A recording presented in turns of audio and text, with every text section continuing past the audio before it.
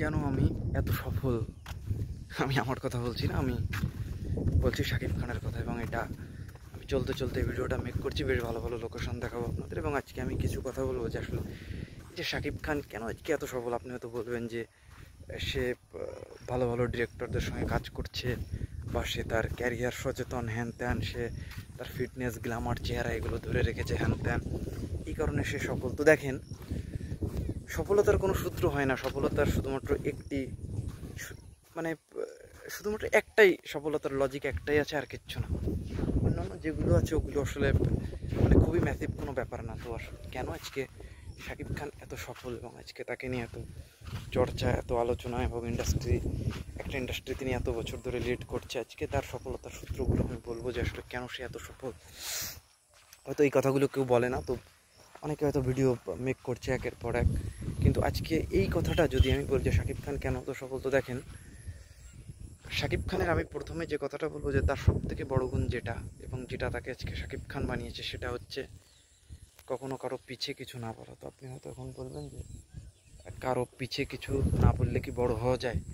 যে আমি কখনো কারো মানে পিছে কিছু বলিনি, তাহলে আমি কেন আসলে এরকম সফল হতে পারছি না আমার প্রফেশনে, বা আমি যেখানে আছি না এখন। তো দেখেন, কারো পিছে কিছু না বলা এটা সব থেকে বড় গুণ।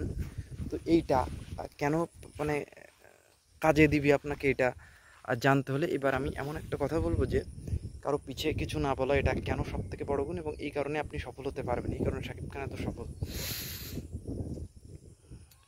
শাকিব খান যখন কারো পিছনে কোনো কিছু না বলে, তখন তার কনসেন্ট্রেশন, তার কাজ, তার যে চিন্তা ভাবনাগুলো, তার যে লাইফে তার যে আসলে কাজের প্রতি তার যে একাগ্র চিত্ততা যেটা, এটা কিন্তু তার সবসময় কাজের প্রতি থাকে।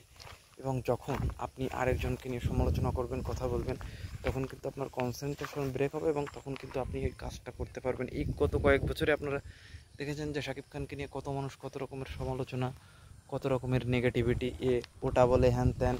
কেউ কেউ বলে হ্যাঁ শাকিব খান সুপারস্টার না, সুপারস্টার হচ্ছে অনন্ত জলিল। আবার কেউ কেউ বলে যে শাকিব খান সুপারস্টার নয়, সিয়াম হচ্ছে সুপারস্টার।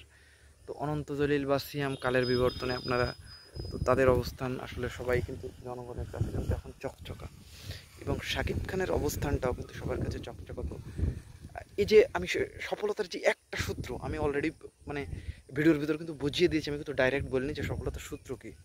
কোনো কিছু না বলে, মুখ বন্ধ করে জাস্ট চুপচাপ নিজের কাজ করে যাওয়া। শাকিব খান 2 যুগ যার ক্যারিয়ার, আপনি যদি 1999 যদি ধরেন, আজকে 25 বছর যার ক্যারিয়ার, 25 বছর একটা মানুষ ইন্ডাস্ট্রিতে তার কাজ করে যাচ্ছে, 25 বছর, মানে ভাবা যায়।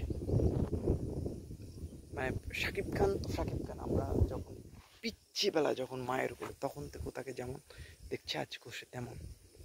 তো এই যে লজিক, 25টা বছর তিনি ইন্ডাস্ট্রিতে ব্যাক টু ব্যাক একের পর এক কাজ করে যাচ্ছে, এই যে সফলতা, এই যে রহস্য, এই যে জানেন এটা ইজি না, এটা চাইলে আপনি 25 বছর না, মানুষ 1 বছরও আপনি কোথাও সফলতা সাস্টেইন করতে পারেন। কিন্তু শুধুমাত্র সূত্র এটাই। অনেকে হয়তো বলবি যে ওই সময় অনেক স্টার ফল ডাউন করে, এই কারণে উঠে এসেছে, হ্যান ত্যান। তাহলে তো ভাই অনেকেই উঠে আসতে পারতো, তাহলে কেন শুধু শাকিব খান উঠে আসলো, বাকিরা কেন উঠে আসেনি? এসব গল্প কেউ বলবে না, এসব গল্প আসলে কেউ জানবেও না। তো সূত্র একটাই, সে মুখ বন্ধ করে কোনো কিছু না বলে শুধু আপনার কাজ করে যান। সফলতা আজকে না হোক কালকে নাড়া দেবে। শাকিব খানের স্ট্রাগল আপনি শুনছেন, একদিন বলবো, আপনি কান্না করবেন।